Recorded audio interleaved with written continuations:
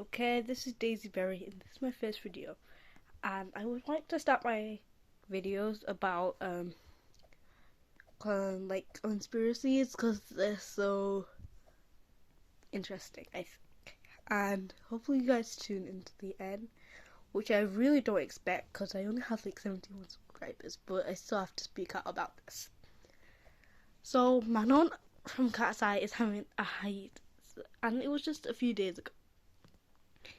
And everyone is saying it's the label's fault and she's being misused and it's racism. But we don't know that for definite. There's evidence of this and we're going to dive deeper into that. So let's go back to the beginning. Katseye do the thing, and Manon says that she would not want to leave the group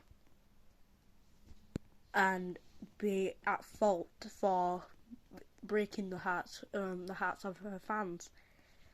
So what would bring her to doing a hiatus? And the company says that she needs a health break, but she says that she's perfectly healthy and some things aren't fully in her control, which is like, what do you mean by that, Manon? That is very concerning. And I just want to say that is very concerning, and why do you not control this, Manon? This should be your decision. But then again, we also need to hear out how Hype is from Korea, right? And South Korea has the most suicide in the world. So that means that, yeah, that's pretty risky. And then you have Geffen, who has a history of mistreating black members. And it's just going to me, like, obviously somewhere with that, a company from somewhere that has the most suicide, and then a place with a record of mistreating black members, making a global girl group doesn't sound as neat as you would. And you guys, everyone thought it'd be just a good girl group that everyone would love their music and stuff. And their music, not gonna lie, I love you guys. I love Katseye, but sometimes it's really not it. Like Internet Girl, eat zucchini for the chorus. Like, no. What does eating zucchini have anything to do with being an internet girl? And Nali, I feel like the only reason why they went viral was because of their dance moves and stuff. So why would the company give Katseye horrible songs and give them good choreo? Well, it all leads up to just it leads up to more fame, because people would wanna claim the songs and say, oh, this song is so bad, this song is so horrible. And yeah, so why would they stream it? So it seems by making worse songs, they've got in more views and money. And then again, from the Gabrielle, they exclude Manon like all the time. Like in the Gabriella video when she was injured, not sick, injured.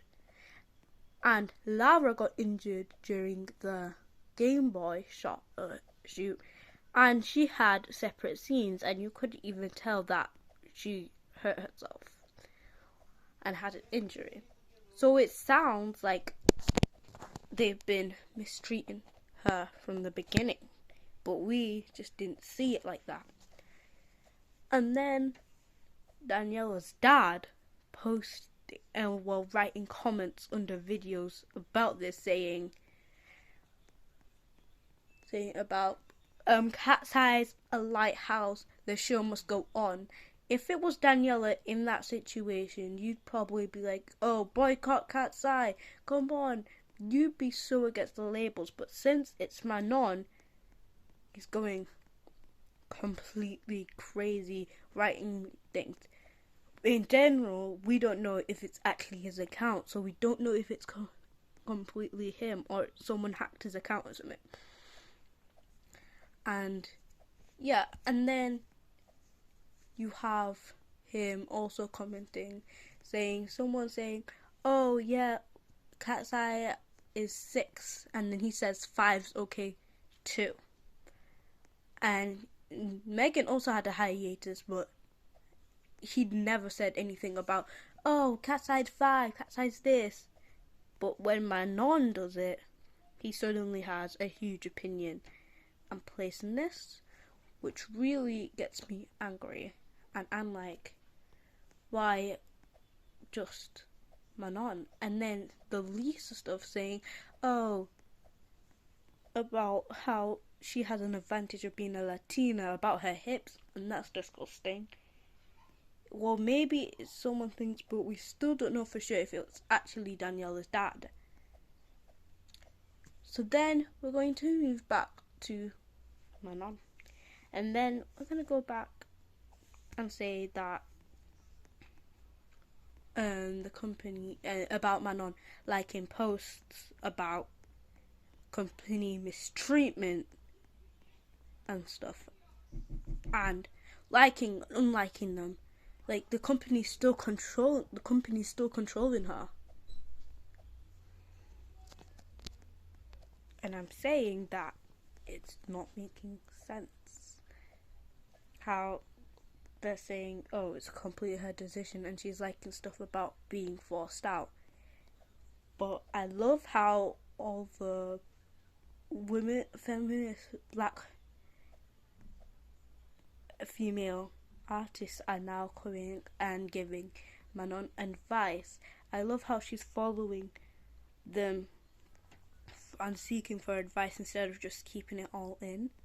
And I feel like this fandom better boycott Cat's Eye if Manon doesn't come back, because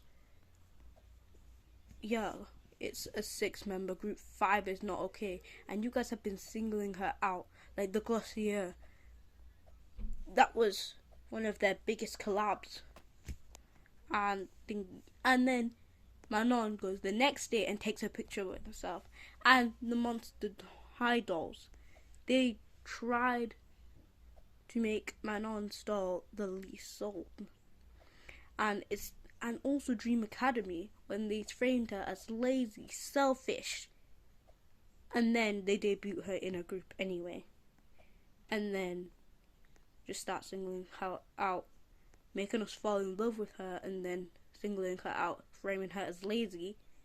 And she also said in the cut, predicting what was going to happen. And then also the members talking about their new Cat's Eye era, they look so upset, like they know that Manon's going to get kicked out. By the way, this is all indefinite, so yeah, and so then Geffen and Hype don't come and sue me, because I don't know if this is true. I'm just saying what you guys have already found on what's online already.